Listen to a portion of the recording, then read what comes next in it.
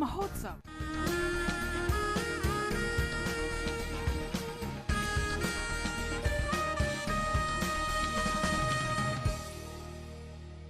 आजादी का सफर, आकाशवाणी समाचार के साथ एक राष्ट्र का उदय।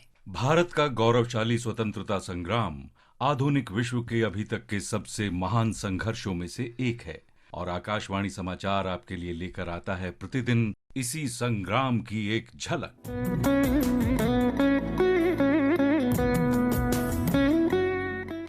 आज की कड़ी में हम स्वतंत्रता सेनानी दुर्गाबाई देशमुख को याद कर रहे हैं, जिनका जन्म 15 जुलाई 1909 को आंध्र प्रदेश के राजमुंद्री में हुआ था।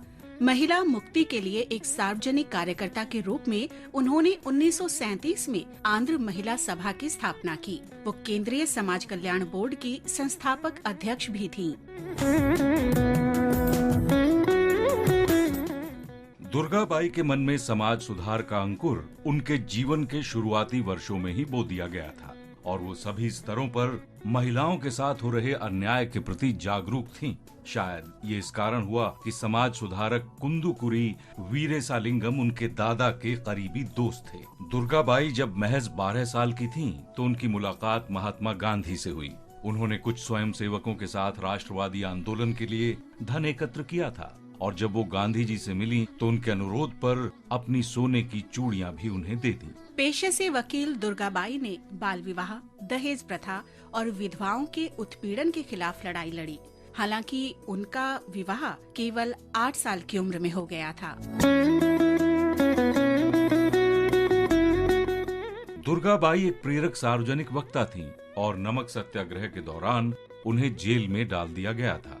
वहां उन्होंने महिला अपराधियों की दयनीय स्थिति को समझा और उनके लिए मुफ्त कानूनी सहायता की व्यवस्था करने का सोचा। उनकी इस इच्छा शक्ति से हैदराबाद में आंध्र महिला सभा के मुफ्त कानूनी सहायता केंद्र के लिए प्रोत्साहन मिला।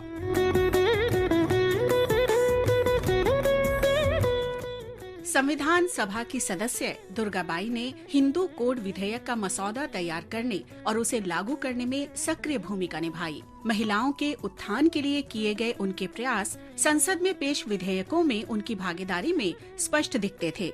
1952 में उन्हें योजना आयोग का सदस्य नियुक्त किया गया। 1953 में वो केंद्रीय समाज कल्याण बोर्ड की अध्यक्ष बनी। 1959 में सरकार ने उन्हें शिक्षा पर राष्ट्रीय समिति का अध्यक्ष नियुक्त किया। दुर्गाबाई को कई सम्मान मिले, जिनमें यूनेस्को शांति पुरस्कार, पद्म विभूषण और पॉल जी हॉफमैन पुरस्कार शामिल हैं। 9 मई 1981 को उनका निधन हो गया। आकाशवाणी समाचार महान भारतीय दुर्गाबाई देशमुख को नमन करता है।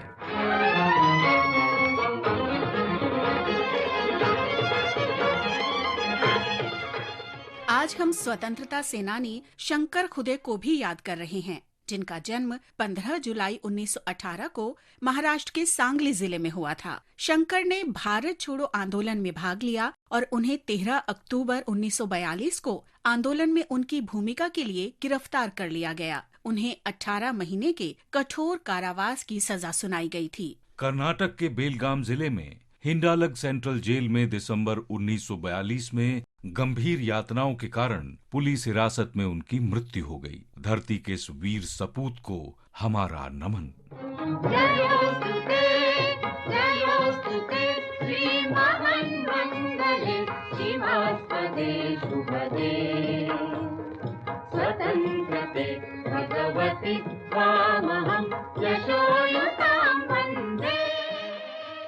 आज हम राष्ट्रवादी सिद्धू भिवा पवार को भी याद कर रहे हैं। इनका जन्म 15 जुलाई 1902 को महाराष्ट्र के सतारा जिले में हुआ था। सिद्धू भिवा ने खाटव तालुक सतारा में भारत छोड़ो आंदोलन में भाग लिया।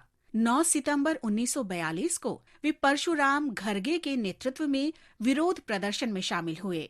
इसमें 2000 से अधिक प्रदर्शनकारियों ने भाग लिया था। आंदोलनकारियों ने देशभक्ति के गीत गाते हुए और राष्ट्रवादी नारे लगाते हुए अदालत की इमारत पर तिरंगा झंडा फहराने के लिए मार्च किया। मार्च करने वालों को पुलिस अधिकारियों ने रोक लिया और उन्हें तितर बितर करने के लिए उन पर गोलियां चलाईं। सिद्धू को गोली लगने से गंभीर चोट लगी और 30 सितंबर 1942 को उन्होंने अस्पताल में दम तोड़ दिया। इस महान शहीद को आकाशवाणी नमन करता है।